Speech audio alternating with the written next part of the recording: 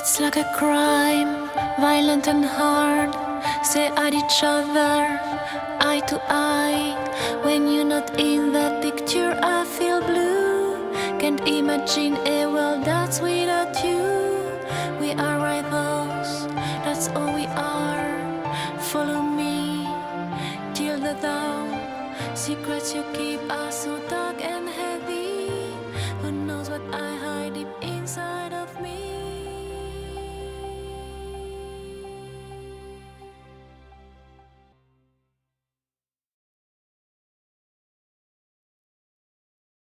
La gestion de conflits ou comment faire face aux situations conflictuelles, ou encore, et c'est sans doute le Graal de cette notion bien difficile à appliquer, comment éviter qu'un conflit ne se transforme en pugilat ou en vendetta.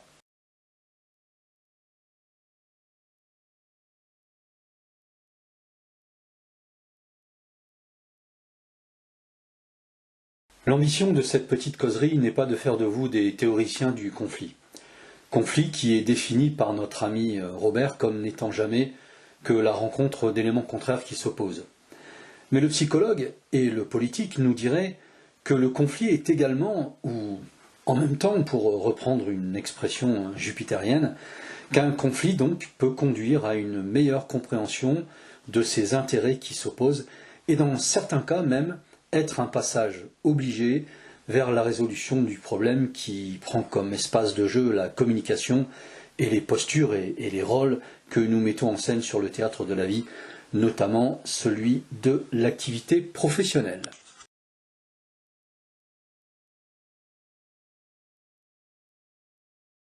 Le sujet étant plus complexe qu'il n'y paraît, puisqu'il fait référence aux sciences humaines, il nous faudra circonscrire notre échange, paradoxalement unilatéral, à une simple question qui se voudra préventive: comment désamorcer l'escalade d'une situation somme toute banale, d'un échange qui tourne au vinaigre, et éviter ce déchaînement d'émotions qui submerge la raison et la paralyse, faisant perdre au pilote par voie de conséquence la possibilité d'un retour au calme et d'une meilleure compréhension de ce qui se déroule en réalité à l'arrière-plan, dans la coulisse de ce qui, de l'extérieur, a l'apparence d'un simple désaccord ou d'une dispute, et de la logorrhée verbale qui la caractérise, des noms d'oiseaux et autres insultes transgénérationnelles.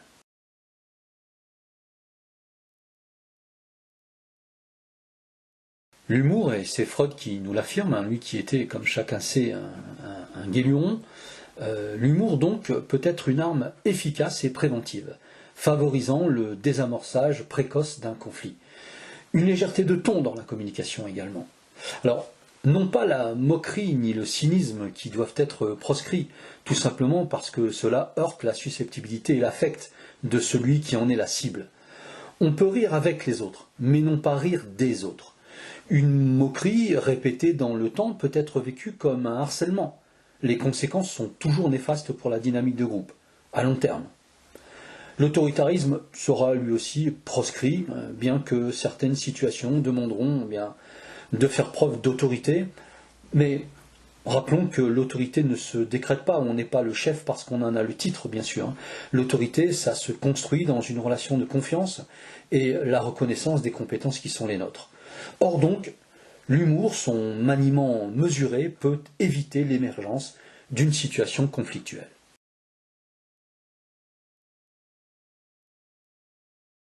Il nous faut encore préciser une chose, c'est que chaque situation est différente parce que chaque acteur d'un conflit potentiel est différent.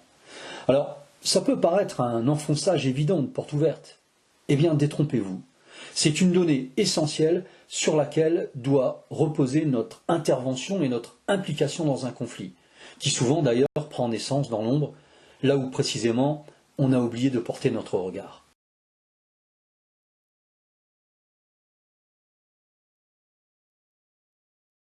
C'est pourquoi éviter qu'un conflit n'éclate, c'est avant tout se connaître soi-même et connaître les autres. Ça signifie d'être conscient de ce qui se joue dans chaque interaction, dans notre relation aux autres. C'est identifier en temps réel notre état émotionnel. Ne pas répondre à cette envie d'en découdre qui surgit soudainement comme un diable hors de sa boîte. C'est être en capacité d'identifier, en quoi la situation qui se joue devant nos yeux, dont nous sommes témoins ou l'un des acteurs, fait référence en tant que scénario, mais j'y reviendrai.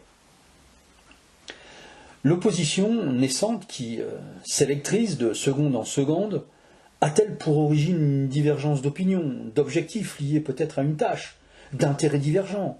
Est-ce une lutte de pouvoir, de dominance? Ou encore, si nous sommes directement impliqués, quelle est la situation ou la scène que nous sommes sur le point de rejouer?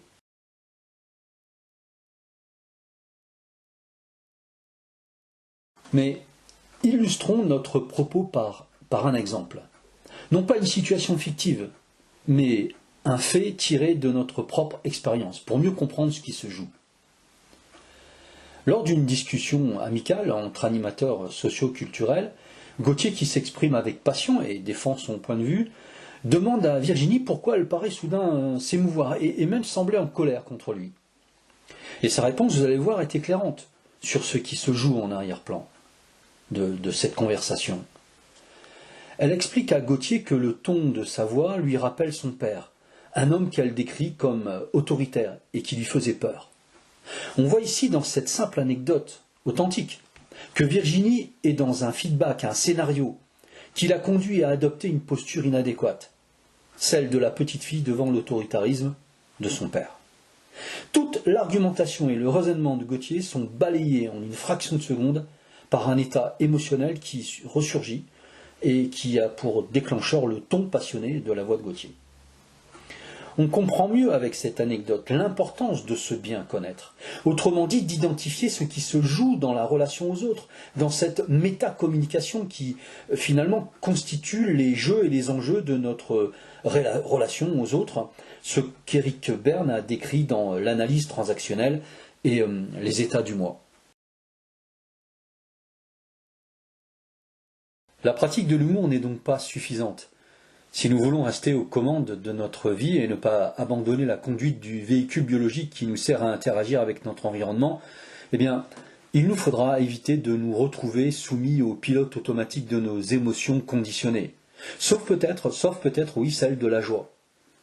Alors, aurais-je l'outrecuidance, encore, de vous suggérer un petit détour chez Ekman, qui a décrit, à la suite de Descartes d'ailleurs, ce que sont les émotions primaires, la colère, la peur, la tristesse, le dégoût et la joie, afin peut-être d'être au clair avec ça, le ça des psychanalystes, bien sûr.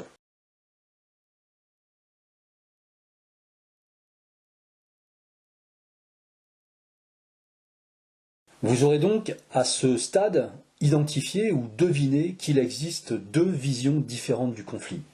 Celle qui nous fait voir la situation comme « ça va faire mal » ou « trouvons une solution ensemble ». Mais vous êtes-vous sérieusement posé la question « qu'est-ce que le conflit représente pour vous ?» Ce n'est pas une question rhétorique. Il faut se la poser sérieusement, parce que la vision que nous avons du conflit conditionne notre comportement et par conséquent nos réactions. Posons-nous également la question de savoir à quel feedback nostalgique ou destructeur nous renvoie l'inconscient.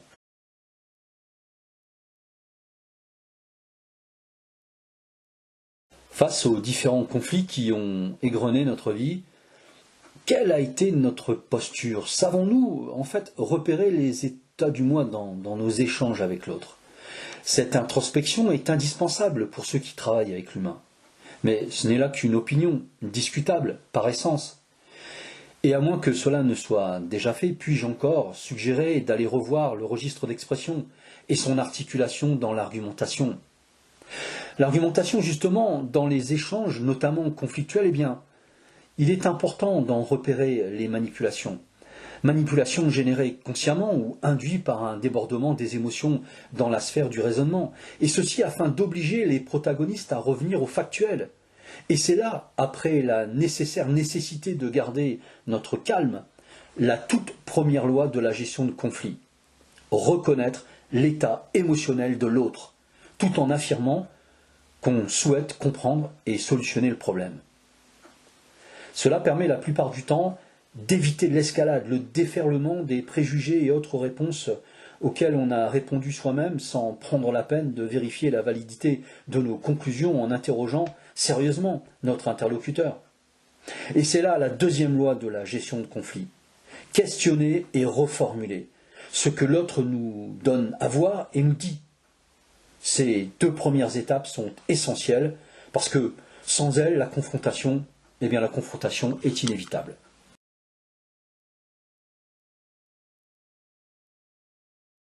Mais pour ça, il faut d'abord capter l'attention du fâcheux qui a tendance à nous noyer sous les invectives.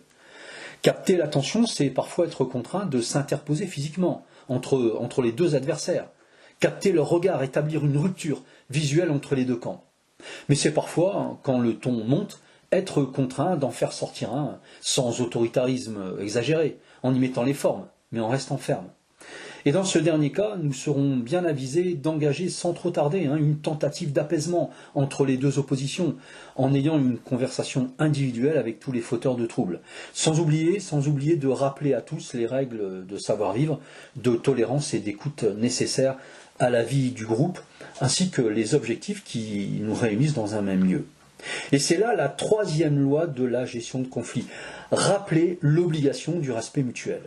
Suivra la quatrième loi, c'est-à-dire apaiser par la douceur, la douceur de la voix, par le calme, par l'affirmation que nous avons le désir de comprendre ce qui se passe, de trouver un point d'accord, ne serait-ce que pour reconnaître qu'il y a un désaccord. Voilà pour l'apaisement. Mais, me direz-vous, les choses se passent différemment lorsqu'on est directement impliqué. Et vous aurez raison. Et dans ce cas, dites-vous que si vous ne prenez pas garde aux alertes physiques et physiologiques que votre corps vous adresse, autrement dit, si vous ne tenez pas compte de l'emballement émotionnel qui vous submerge, de cette envie soudaine d'en découdre avec le fâcheux qui vous fait face, si vous persistez dans l'escrime verbale qui vous oppose à l'autre et non plus à ses idées, vous courez à la catastrophe. C'est l'embolie conflictuelle assurée. Et en tant que professionnel, nous jouons notre crédibilité. Vous devez alors de toute urgence, avant que l'incendie provoqué par vos émotions ne provoque un embrasement général des jugements de valeur, que le factuel et la raison ne volent en fumée, bref, vous l'aurez compris, c'est la loi d'urgence vitale de la gestion de conflit, se désengager. Si votre état émotionnel clignote au rouge, si vous ne parvenez pas à vous calmer, à voir en l'autre un autre vous-même, quelles que soient ses fautes, quels que soient ses manquements, désengagez-vous.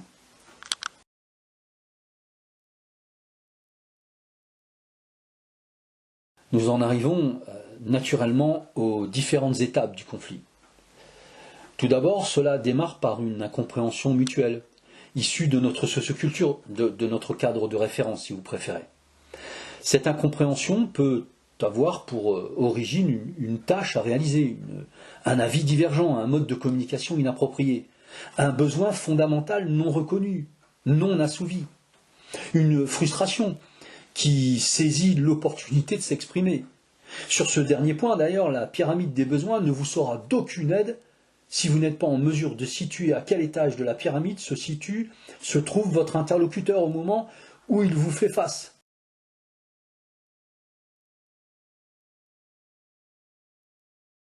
Évitez également de vous retrouver dans le triangle dramatique de Chapman.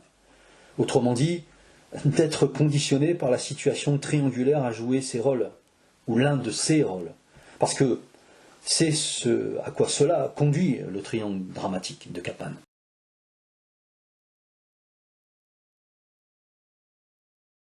Vient ensuite, à proprement parler de la confrontation, la déclaration de guerre. Elle est actée. L'attitude non verbale, le ton de la voix, son rythme, son intensité nous indiquent qu'une étape a été franchie.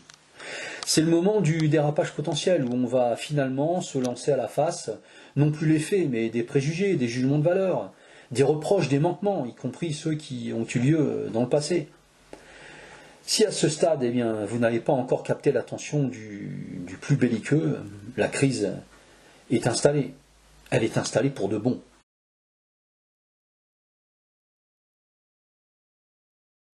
Alors, seule votre autorité, c'est-à-dire votre position de dominant dans le groupe. Alors oui, je sais que beaucoup semblent avoir du mal avec ça, cette notion de dominant. C'est une petite réaction allergique, mais cette réaction, il faut la dépasser. Pourquoi ? Bien, tout simplement parce que nous ne sommes pas ici pour être dans le déni de la psychosociologie. Donc, une position de dominant dans le groupe, ou d'autorité si vous préférez, mais c'est la même chose. Une position de dominance donc, ou d'autorité, reconnue et acceptée par tous, ainsi que votre capacité à entrer dans une communication active avec tous les protagonismes de l'affaire, votre capacité à rester calme, bien sûr, à rester factuel, à vous faire entendre de tous. Seule cette posture pourra vous permettre de désamorcer les bombes émotionnelles lancées par les belligérants, d'éviter les agressions physiques, les agressions verbales ayant, quant à elles, succombé à un emballement général et parfois même dépassé l'acceptable.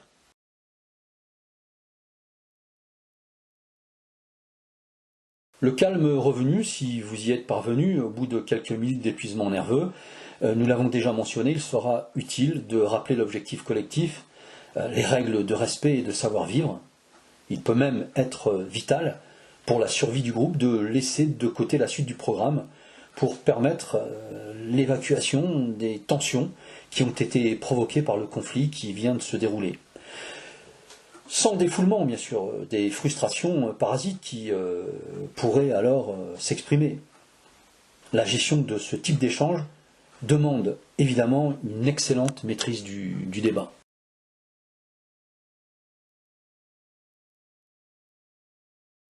La connaissance de l'autre, de ses traits de caractère, est essentielle à la gestion positive de la situation conflictuelle, ou potentiellement dérapante.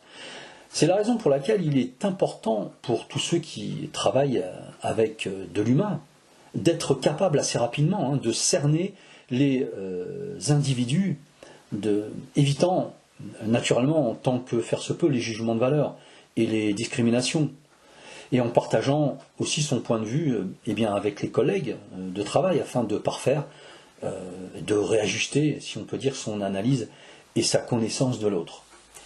Alors, Thomas Kilmann a évalué des comportements en situation de conflit et propose une lecture quasi zoologique des différents types de personnalités. Alors, elle est amusante, mais ce n'est pas la seule qui existe, évidemment. Et il propose le schéma suivant, simplifié ici, qui montre les deux tendances en abscisse et en ordonnée, avec les avantages et les inconvénients de ces 5 typologies. Il y a d'abord le requin, dominateur, qui attaque, qui intimide, et lui, il a la volonté de vaincre, et cette volonté peut même devenir son but ultime, son objectif principal.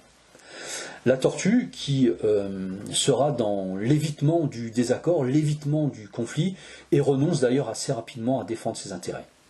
La chouette, quant à elle, qui porte beaucoup d'importance aux relations avec les autres, et fera d'ailleurs tout son possible pour apaiser les tensions en dissipant les émotions négatives. L'ours, qui, comme la tortue d'ailleurs, porte plus attention aux relations qu'à la défense de ses intérêts. Lui, il désire avant tout être aimé. Il a même peur du conflit, paradoxalement à son totem d'ailleurs. Et enfin, le renard qui cherche avant tout un rapport gagnant-gagnant. Et a peu d'intérêt d'ailleurs pour les relations.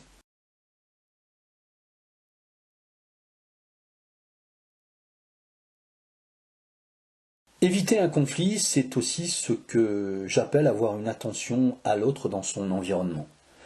La connaissance de la communication non verbale est un outil d'interprétation très utile, pour peu qu'on prenne la peine d'interpréter ces signes en contexte, dans l'interaction directe et non pas déconnecté de ce qui se passe au moment où ils se produisent. Et je ne résiste pas à vous raconter une petite anecdote à ce propos. J'avais accepté de participer à un séminaire et de réaliser une courte vidéo où je me mettrai en scène pour illustrer la communication non verbale. J'enregistre cette vidéo en fin de journée et je l'envoie à l'animateur du dit séminaire. V'là-t-il pas qu'on visionne la vidéo et d'un seul coup l'animateur de commenter, là on a un signe d'agressivité. Je venais, assis dans mon fauteuil de bureau, de poser la main sur la coudoir, pliant le coude à l'équerre pour me repositionner sur mon siège. Je fus naturellement contraint de réduire à néant l'explication que je jugeais d'ailleurs quelque peu sauvage, en expliquant à l'assistance qu'ayant travaillé en fait sur mon PC toute la journée, cette attitude interprétée comme agressive n'avait en réalité rien d'un signe d'agressivité. J'avais tout simplement mal au séant, ce qui a provoqué d'ailleurs une hilarité générale et permis aussi d'évacuer la tension qui a provoquée par la contradiction de l'intervention de l'animateur. On le voit donc, le non-verbal doit s'interpréter en contexte. Ainsi, l'expression du visage, la posture physique, la voix, tous ces éléments indiquent qu'une émotion négative est à l'œuvre chez l'autre, qui d'ailleurs adoptera soit un comportement de défense, soit un comportement d'évitement.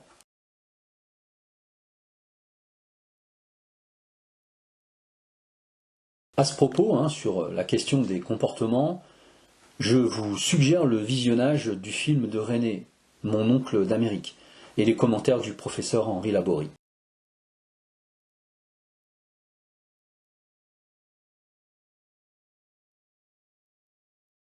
Communiquer avec humour et respect, exiger des autres une écoute active, ce qui inclut une communication bienveillante, et Dieu sait combien certains spécimens en ont grand besoin, favorise une dynamique de groupe où les personnes peuvent se sentir en confiance.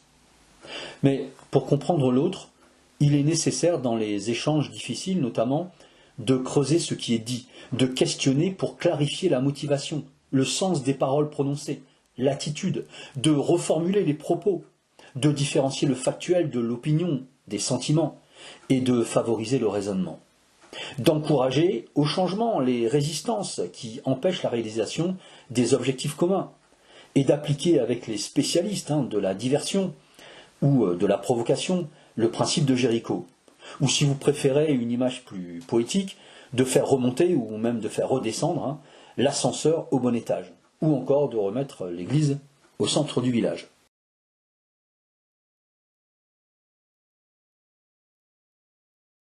Éviter ou gérer un conflit, cela suppose aussi d'adopter une position de vie gagnant-gagnant.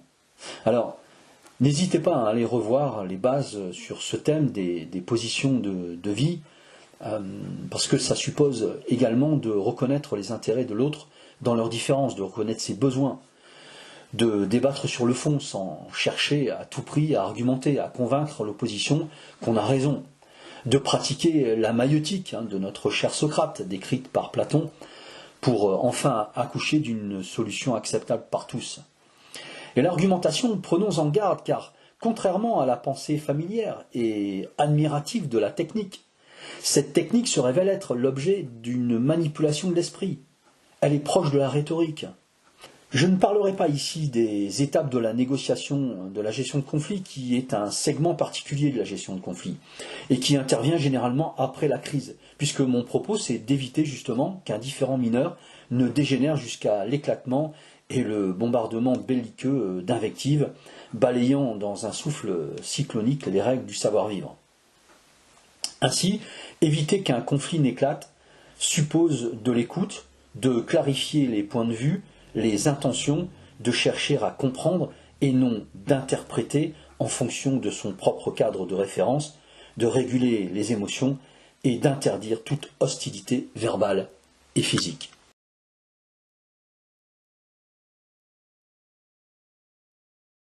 Éviter l'éclatement d'un conflit demande donc aux professionnels que nous sommes une réflexion introspective, dans le but de mieux nous connaître, notamment dans notre rapport aux autres, sur la connaissance et le repérage des états du moi dans notre interaction avec l'autre, de repérer également les positions de vie de chacun, de ceux avec qui nous travaillons, d'avoir quelques notions en psychosociologie, en sociologie des organisations, de dynamique de groupe, de communication non verbale, d'être en tout point bienveillant, bien sûr, avec les autres, et de rappeler les règles à ceux qui pourraient parfois les oublier, et d'en être l'exemple. De rester factuel, notamment quand nous sommes directement impliqués, d'identifier rapidement notre état émotionnel, et de prendre garde à ne pas rejouer un scénario, un feedback généré par notre inconscient refoulé, afin de ne pas s'enliser dans un conflit, de repérer cette envie d'en découdre avec l'autre, se l'interdire, en s'exfiltrant soi-même de la situation, si l'émotion est incontrôlable, quand on sent qu'on est sur le point d'éclater la raison, de craquer.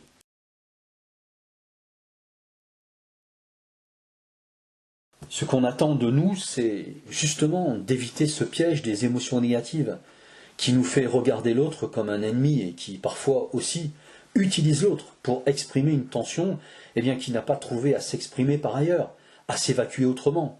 L'autre est alors pris comme excuse à déraper, à se défouler. Mais ça, c'est une autre histoire. Et reconnaissons humblement notre droit à ne pas être parfait. Que la connaissance ne nous est d'aucun secours si l'expérience ne vient pas étayer ce savoir particulier qui met en scène nos émotions et tente d'en réguler les aspects néfastes. Alors parfois, il vaut mieux s'éloigner et se taire que de céder à la colère, et avant que cette colère ne s'exprime avec débordement. À ce stade, il est préférable de laisser à un tiers la gestion de la situation. Il n'existe donc pas de recette magique qu'un druide aurait concoctée dans la forêt des Carnutes. Mais selon moi, il s'agit plus d'un imbriquement de savoirs mis en œuvre, un savoir-faire relationnel en quelque sorte, qui ne s'acquiert qu'avec l'expérience de nos émotions aux prises avec celles des autres, ceux qui nous entourent. Mais creuser plus avant ce qui se dissimule derrière nos émotions nous mènerait sur le terrain de la psychanalyse et fait référence à l'analyse de nos besoins fondamentaux, ceux qui sont liés à notre histoire personnelle, d'étudier l'individu dans cet environnement qu'on appelle la réalité. Et c'est au-delà de mes compétences, bien sûr.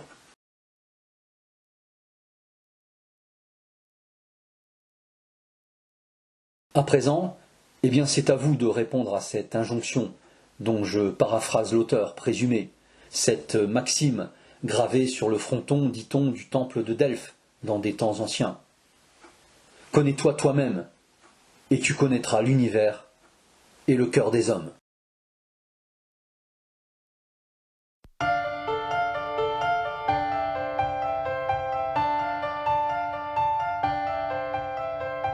It's like a crime, violent and hard. Stare at each other, eye to eye. When you're not in that picture, I feel blue. Can't imagine a world that's without you. We are rivals, that's all we are. Follow me till the dawn. Secrets you keep are so dark and heavy. Who knows what I hide deep inside of me?